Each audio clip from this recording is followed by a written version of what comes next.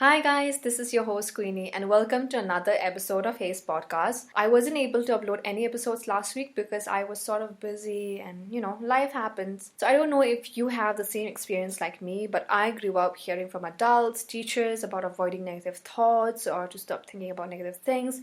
It was wrong to start a negative thought in our head because it reflects our life and action. And I'm always given this example of how someone becomes a drug addict or an alcoholic. Now, which is true, we are not supposed to harvest negative thoughts or embrace them when we are supposed to avoid them. But somewhere deep inside me, I knew I was not going to take drastic steps that was going to harm me, even if I wasn't feeling bright or positive for that day. What I have experienced that causes negative thoughts in me is overthinking it. I overanalyze it so much that I start having assumptions that results negatively. For instance, when I am waiting results of my medical report for a recent test I did at the hospital, and no, I am not talking about COVID tests, but this happens pre-COVID and the result is taking longer than it should be. I instantly think it's going to be bad, the result is going to show something that is horrible, and not for a second would I think it's going to be okay. And that really does make your mind wander and you become anxious and restless. So one thing I can say is that I started to reason out with things, and asking the right question and understand the flow of things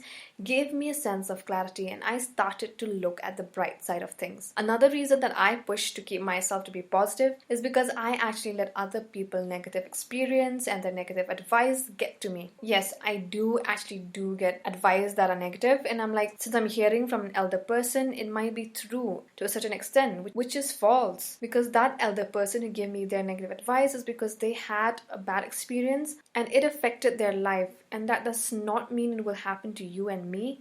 So when that happens, ask the person what action or decision he took that brought that person to that certain bad negative situation. And you learn from that and you make a different decision as to what that person made, and you take a different path. When you fail at something, especially when you have tried for more than once, you instantly think you will fail again, that you will not succeed. So what happens is when you give your second or third try, you're doing it with the mindset that you will fail. So that negativity that you have already harvested in your head will affect in your work. So my suggestion is that you give your second or third try with a clean slate in your head and in your work. So these are my major reasons that I enter the realm of negative thoughts and the whole negative vibe, and I've done a lot of self-talk. And one serious step I took to relieve myself from unhealthy thinking was I asked about my thoughts. I hope that actually makes sense to you guys. So if you constantly ask yourself if these thoughts in your head are actually reasonable, why they pop up in your head, what can you do to not think that way, you free yourself from that anxiety, worry, and fear that you get. So I did some reading about negative thoughts and how it is, why it is the way it is, why humans have them, and two important reasons that highlighted was that negative thoughts come from a person being in depression and childhood experience, or just poor experience in general. I hope to make an episode on depression, and I hope soon. So when someone is in depression, so that's a whole element that the person is going through emotionally, physically, and mentally, and the person instantly is going through negative thoughts, and they are always tempting to shove in positive thoughts, and this is always a struggle for them.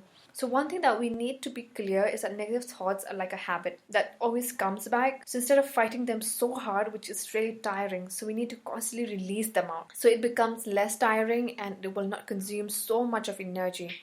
So check with yourself what triggers those negative thoughts in your head. Avoid them as much as you can, because you have to love and care for yourself, because no one else can do it for you. Release those negative steam, give yourself that breathing space, which can really help lift that heavy weight of depression and your depressed mood. So negative thoughts is like a shadow that comes with bad childhood experience, and it always adds this chronic stress that grows with us and we don't even know it. And let me tell you, time does not heal all wounds, but you working on those wounds and with the help of your loved ones, you can get over those bad cuts and scrape. And you need to work on those bad experiences to decrease the effect of negative thoughts. So what's important is talking to a professional about your stress, talking to your parents about the negative implication that's always going in your head always helps. Even if your parents cannot entirely help you, they can get you the required aid that you need. So one of the tools that you need to utilize or practice mindfulness meditation. It helps you to understand and tolerate difficult feelings, negative thoughts without you going through a lot of stress and emotional exhaustion. And how you can try this mindfulness meditation is simple. It's no rocket science about it. So first thing is finding that spot in your home that you're most comfortable and that you won't be disturbed for a few minutes. And sit however you feel comfortable. And focus on your breathing and just try to calm yourself. And finally trying to clear your head and just distance yourself from all that negativity. You can even do this while you're working and tune into that flow of your steps, the sounds you hear while walking, and you're good to go for the day. Negative thoughts can really seem small and not so significant, but it causes great harm. But it has become such a daily habit that we don't realize it. We have to recognize these negative thoughts that slide in our head slightly like a thief and be aware of our mind and thoughts. You see, the major outcome you get from negative thoughts is that you become ill. Now, this kind of sickness does not necessarily means that you have to take medicines, but it's the kind of sickness that's the beginning of other bigger sickness or illness, because you become more stressful, agitated, which you become more prone to getting sick, and mainly it weakens the immune system of your brain activity, and that reflects on your work. Already waiting to fail before you even started, questioning something you are about to start or begin because you have let your negative thoughts and it has consumed you so much that you just don't see the point and purpose for your task anymore. And you would not believe this, but things just turn out to be bad in itself. It just does. And you're not surprised by it because you already had that thought of failing or ruining it and you just give up. You are being negative, that's why this never work. When someone says that, you become agitated and irritated.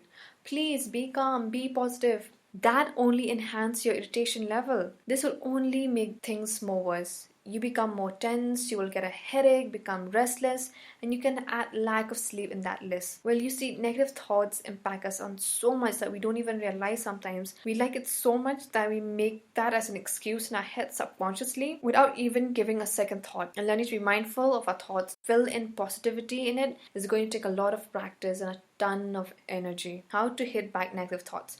The one way is to challenge negative thoughts. Every time you have these negative thoughts, tell yourself you will do better.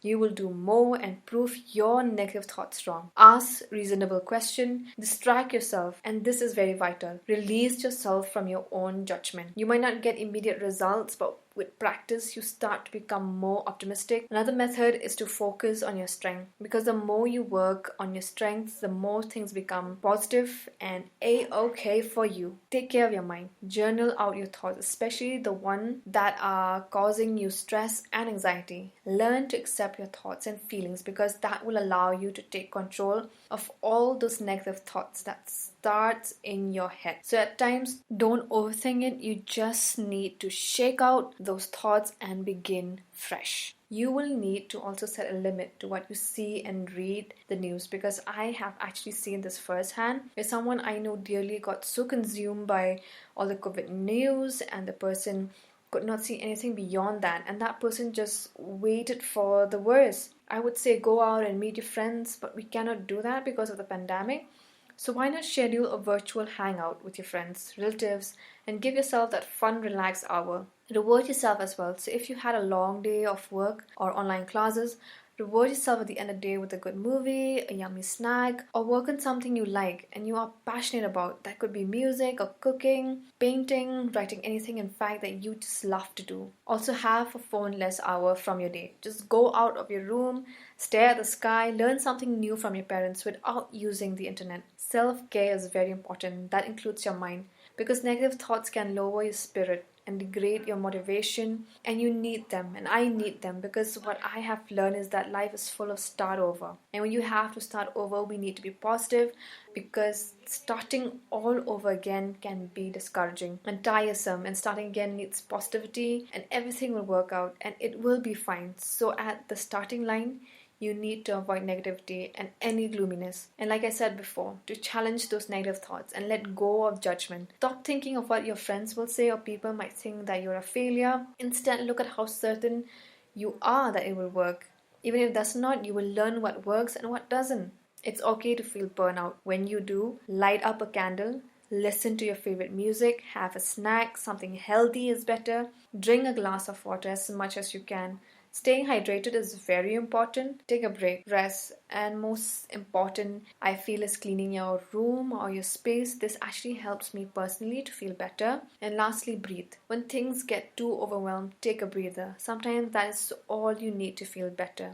Especially when negativity comes from your close ones like your siblings, parents, then you need to find alternate ways to stay positive, like reaching out to your friends who uplift and encourage you. And that is all I have for you this week. And I hope you like this episode. Please subscribe, like, and share the podcast. So be sure to tune in next week, Friday, for the next episode. And do follow the Instagram account at Hayes Podcast Shillong.